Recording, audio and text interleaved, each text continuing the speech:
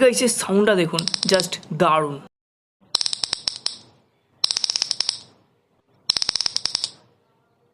Guys এই জিনিসটা তৈরি করার জন্য আমাদের প্রয়োজন একটা ক্যাপ, আর প্রয়োজন হবে একটা জামার বোতাম। এরপর একটা সুতো নিয়ে নিতে হবে, আর এটাকে এই ছিদ্র দিয়ে গলিয়ে নিয়ে এইভাবে এখানে বেঁধে নিতে হবে। এইবারে এই সুতোটার মধ্যে বেশ কয়েকটা গিট দিয়ে নিতে হবে কিছুটা করে দূরত্বে।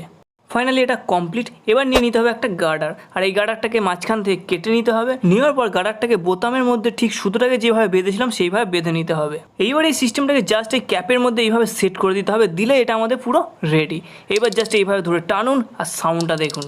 যদি ভিডিওটা ভালো লাগে অবশ্যই একটা লাইক করে দেবেন আর চ্যানেলটা সাবস্ক্রাইব করে নেবেন।